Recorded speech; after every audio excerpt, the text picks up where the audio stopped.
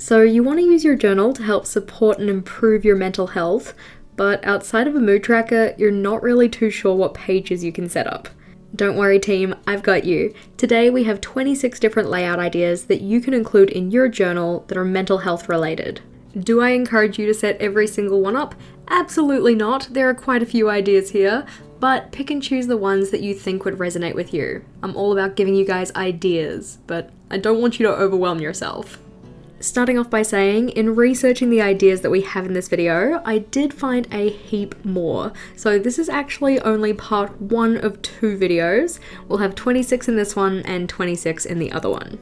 The first idea we have though is what I'm calling the aspects of mental health reference, or effectively a page where you can list out the different parts that make up mental wellness or mental health.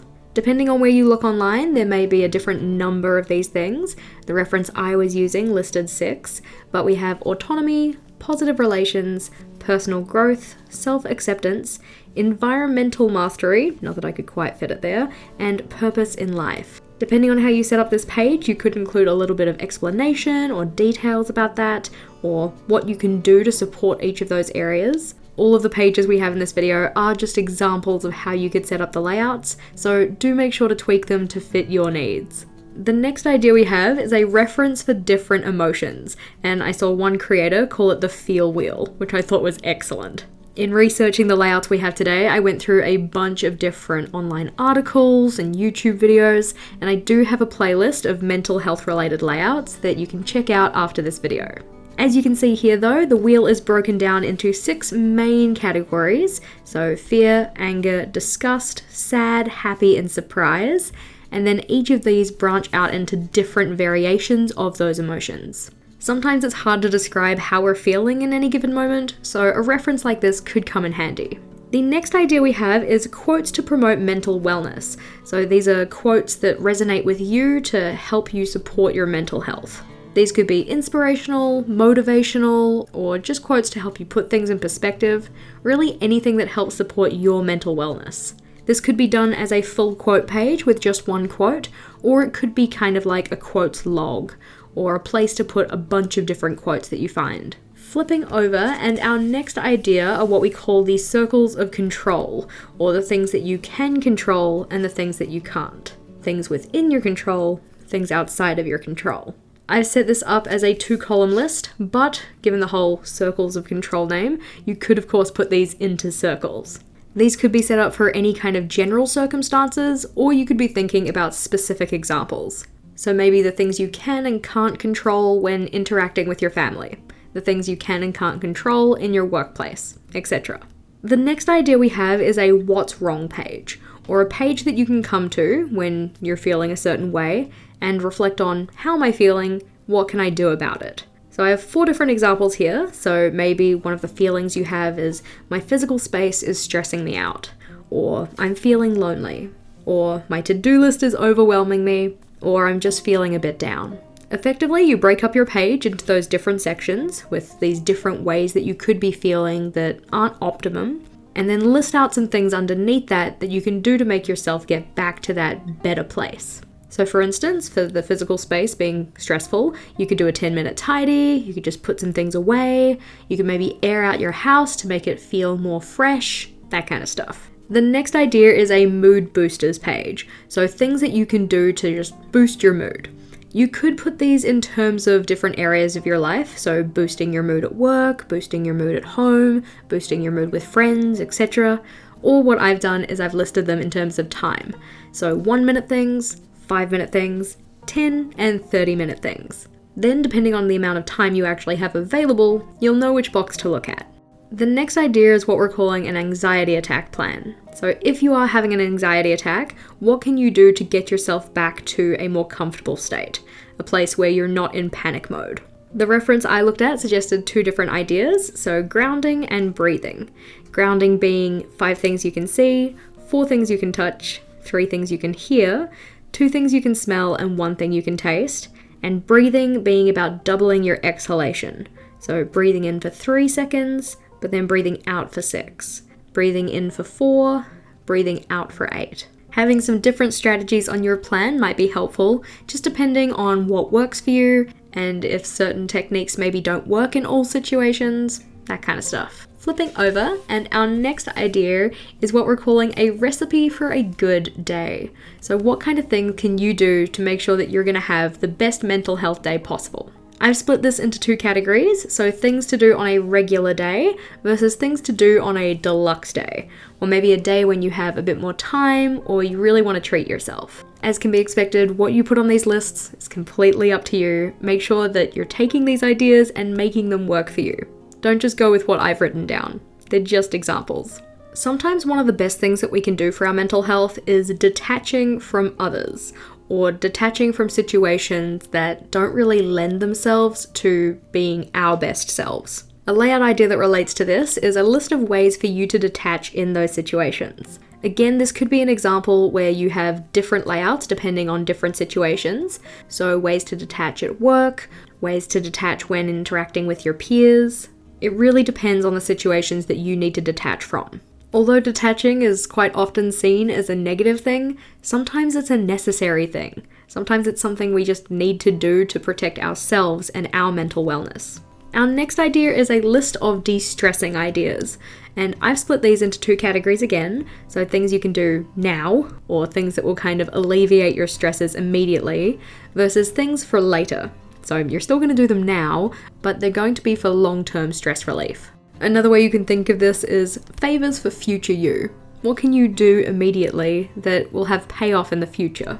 Things that your future self will thank you for. The idea we have under this is a routine plan. So you can see the routine plan that we've got here is based on a week. So we've got the weekdays and things that you can do on them for your mental health on those days. But maybe your routine is a morning routine. So how do you set yourself up for success in the day? Or maybe it's an evening or afternoon routine. How do you wind down from work or after dinner? That kind of stuff. Of course, a routine could be mental health related, or it might be physical health related.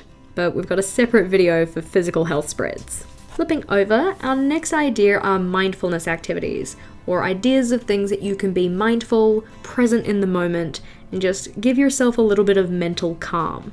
I've listed 9 ideas here, but of course, make sure you're listing ideas that actually help you be mindful, help you be present in the moment, and hopefully ones that you actually enjoy. There's absolutely no point in populating a list with things that you find to be laborious or boring. We don't want that for you.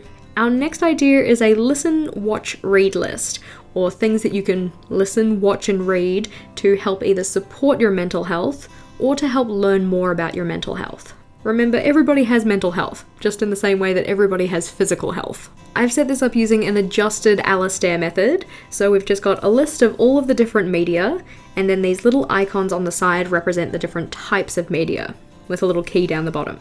A dot underneath a column, so for instance this dot here, represents a book that hasn't been read yet, whereas a cross in that column represents a book that has been read.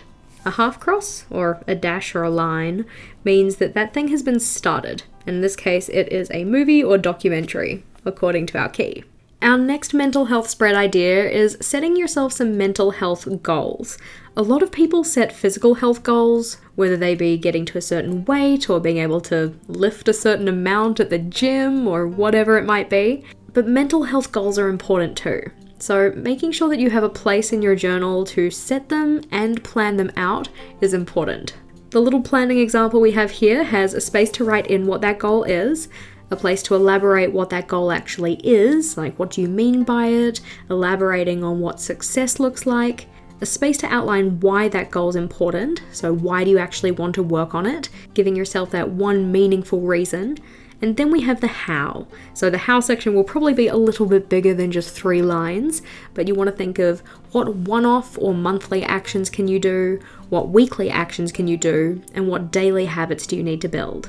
Related to this, we have what I'm calling mental health challenges. So these aren't necessarily challenges you're facing, but more monthly or weekly or one-off little mini challenges that you want to try and do to help build up your mental health or improve your mental health. I've done this one as if each of these challenges is a 1-month challenge, so 12 boxes for the entire year. So So things like daily gratitude, doing a yes-no list each day, writing out your daily wins, working on your sleep routine, etc. Flipping over and onto a layout that a lot of people do enjoy, we have the mental health bingo board. This one just involves drawing out a grid, size of your choosing, mine's a 4x4, and in each of the little boxes, writing down something that helps to support or improve your mental health. Again, the ones that I have here are just examples. Make sure you're picking things that are actually going to support you, but some things that I've got here are things like saying no, making art, getting 9 hours of sleep, chatting with a friend, etc. Another mental health layout idea is a treat yourself list. And others. So again, we've split it into two, things that you can do to treat yourself and things that you can do to treat other people. I always find that treating other people is a really good way to just give yourself a little bit of like a mood boost. So these are really little things that you can do to just help somebody out, make somebody else's day a little bit more positive. And same idea for yourself. Finding ways to treat other people, like treat them, not like how you should treat them, it's actually really hard to find online because if you look up how to treat other people, it's just like how to be respectful to others. So if you have any ways that you think that you could treat other people, those small little niceties that you could do for them, drop them in the comments so that we actually have a reference list because it is so hard to find online. Over to our next page though, our next idea is a self-care toolbox. And I've taken this as more of like the actions that you can do to promote self-care with yourself, or ways that you can care for yourself. So I very much thought about these as being action-based. For this one, we've broken it down into 6 different areas. So physical self-care, professional self-care, psychological self-care, personal, spiritual, and emotional. And all of these things still support your mental well-being. A very related idea, but slightly different, is the mental health first aid kit. And this one I've taken to mean the items that you can have on hand to help you support your mental health. I've done this one in the form of kind of like a sketch notes thing, so just drawing in some little doodles with a little explanation. Please don't make fun of my Zen rock. He looks kind of like a digital potato. But this is what my wax warmer looks like. He's a lot cuter in real life. But anyways. On here I've also included a number for support services. So it would be good if you're making a list like this for yourself to look up what the number is for the support services in your area or country. Flipping over, and our next idea is a mental reset checklist. So for when you're feeling overwhelmed, for when you really just need to get things out of your brain so you can look at them from a bit of a distance, what are the steps that you can do to help support that process? I've listed down 10 steps here, and as we've said, it's just an example. Make sure that you consider what your reset checklist would look like. I do love a good reset checklist though. I've got a weekly one, I've got a monthly one, and I think I'm gonna have to make a mental reset checklist as well. Another checklist that you can have is a checklist for how to get better sleep. Sleep is really important when it comes to just overall wellness, whether that be physical or mental. So having a reference of how you can get better sleep might be helpful. I've just listed some ideas here, so thinking about things like when are you eating and drinking certain things? Are they actually conducive to getting good sleep? For example, are we having a Coke Zero at 11 p.m, Jessica? Anyway, our next idea is a compliment keeper. And for this one, I've just given it a little label, said love notes. Doesn't actually have to be like a love note, but just things that people say or compliments people give you, anything like that you can save and refer to when you need them. So we've got ours in a little envelope here. We've just got some little examples like, Jess, you did an awesome job of the work roadmap from Deb. Thank you, hypothetical Deb. And thanks for all your help in Excel from hypothetical Tara. I did not write these notes for myself. Yeah, I did. There we go. We'll just slip those back in there. Super cute. I don't know about you, but I find it very hard to remember compliments after it's been a little while since people gave them to me. So having a compliment keeper like this could be super helpful. A related idea is an I love me because list. So this one is mainly about other people and what they say that's nice. This one's about the nice things that you can say for yourself. My list starts at 11 because I'd used up to 10 for this list, but you kind of get the idea. So listing out the different reasons that you love yourself. So any of your attributes, qualities, things that you do that make you love you. Flipping over, and we have the I am, I can, I have, and I will page. So you can see we've split this into 4 with 1 for each section. So I am, very much like attribute based. I am honest, I am independent, I am strong. I can, so kind of skill based. I can make complicated formula in Excel. I can teach chemistry well, that kind of stuff. I have, this isn't so much about material things you have, but more like things that you've done before. So effectively, it's kind of like a list of achievements. And then I will, so essentially goals for the future. Another mental health related layout that you can use in your journal is a happiest versus unhappiest me list. So the things that you can do to make you your happiest self, or the things that your happiest self does. So maybe your happiest self consistently has Saturday afternoons off to read. Maybe happiest you gets out into nature every day. Maybe happiest you gets in touch with friends and family at least once a day or once a week. Whatever it is for happiest you. Then you think about the reverse. What does unhappiest you do? Unhappiest you never gets into nature. Unhappiest you never contacts friends and family. If you guys watch Michelle B, then this is effectively the anti-vision. But a page like this just helps you get a little bit more clarity on the things that you should be doing to be your happiest self. Flipping over, and our next idea are the list of cognitive distortions. Now, this is an idea that I found when doing my research for this video, and in particular, I got this one from another YouTuber, Moss B, who is featured in that playlist that I mentioned before, which I do encourage you to watch through. But these are the 10 different distortions that often people fall into, which effectively kind of warp their thinking away from what's actually happening. So having a list of these in your journal could be really helpful for just checking in to make sure that you're not falling into these more often than is ideal. As mentioned, this video has 26 ideas, though I do have another one that has some more, which features this layout here, which is very much related to the cognitive distortions. So if you wanted more inspiration for mental health related bullet journal layouts, do be sure to check out the playlist and the video that we have on the screen here. As always, team, thank you for watching, and until next time, bye!